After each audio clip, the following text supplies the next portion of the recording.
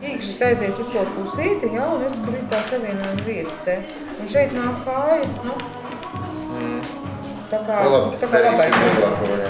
Tiek zīmēts piegrieznes, ar īleniem durti caurumi izai materiālā, caur tiem vērti diegi un ādas sloksnītes, ar āmuriem izlīdzinātas vīles un praktiski apgūti vēl citi kurpnieku amata noslēpumi. Tāda darba atmosfēra valdīja Kuldīgas novada bērnu un jauniešu centrā Kuldīgas tautas tērpu darināšanas un valkāšanas klasē.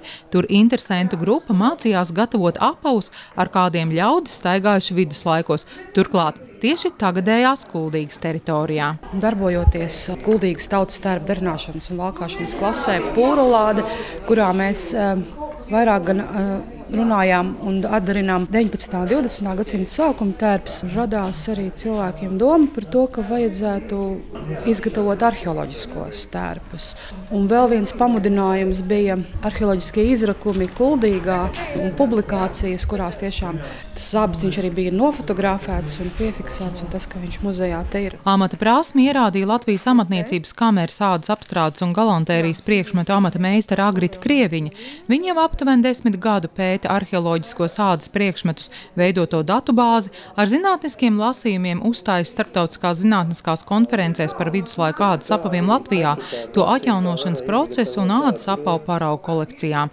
Zinātniski pētniecisko darbu viņa apvieno ar amatniecību, veidojot praktiskas lietas, īpaši viduslaiku ādas zābaciņus. Viņa atzīst, viduslaiku apavu meistara mācēja gan būt taupīgi, gan arī lieliski dizaineri. Attiecībā uz piegriezumu materiālu taupīšana noteikti, saprotot to pamatformu zābaciņam, viņi bijuši lieliski dizaineri. Kā viņi ir izveidojuši šo te formu gadsimtu gaitā, kas iekļaujās pamatā taisnstūra formā ar atsevišķām papildu detaļām, kas tā kā piestiķējumiem klāt. Bet tā pamatforma veidojas taisnstūris, kas dod to, ka ir iespējami maz atgriezumu. Agrita Krieviņa atzīst, ka Kuldīgas zābaciņu parauga atšķirs no citviet atrastajiem. Sāns ir sašūts ar ādas siksniņu, nevis ar diegu kopā, un priekšpusē ir tāda atverīte, kur mēs, skatoties, kas tur varētu būt, ja, jo tā detaļa nav saglabājusies, ir tikai kopējā virsmas detaļa bez tās priekšpuses daļas. Izveidojām tādu mēlīti pēc formas, piederīgu šim te priekšpusē esošajam it kā robam, jo tur ir redzams, ka ir šūts klāt bijis kaut kas, un mēs šobrīd veidojam tādu mēlīti. Un tā ir tā starpība, kas nav atrasta, teiksim, citos, ko es esmu redzējusi.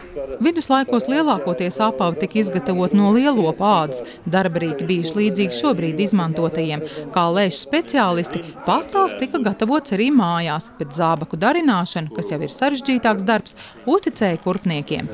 Arī dalībnieki atzina, ka šis darbiņš nav no vieglajiem. Pašlaik ir ļoti grūts darbiņš durt caurumu zolītē, jo zole ir bieza, stingra un prasa spēku tiešām. Es strādāju muzejā un es biju tas cilvēks, kas no arheologa Mārtiņa Lūsēna pieņēma tās visas senlietas, kas ir atrasts Kuldīgā. Īstais zābaciņš nonāca rokās un zinājām, ka to brauc īpaši pētīt vēl speciālisti. Tad arī tā interese ir. Par cik es esmu kalējis pēc profesijas, man nav nekādas problēmas. Protams, ir jābūt ļoti rūpīgam un jāskatās, kā jau jebkurš jauns arots. Bet, kā jau te mūsu skolotāji pareizi ieminējās, kad tie, kas ir amatnieki, viņam paņemt kādu citu arodu nav vairs tik sarežģīti, jo viņš jau kaut kā māca organizēt šo darbu pats jau sevī. Ādas apavu visos laikos ir bijis pietiekami dārgs prieks, ko ne visi varēja atļauties, bet šiem pašu rokām darinātajiem esot jo īpaša vērtība, tā atzina paši dalībnieki. Tautas tērpu darināšanas un valkāšanas klases vadītāja Inga Vīksne sacīja, ka šī nebija pirmā radošā darbnīca, kurā izgatavo viduslaika apģērbu vai tā detaļas. Ir tapušas gan celainas, gan rotas, arī turpmāk te notiks radošās darbnīcas. Ieva Benefeld, Jolanta Hercenbergīnas, Folkmanis, Skrundas televīzija.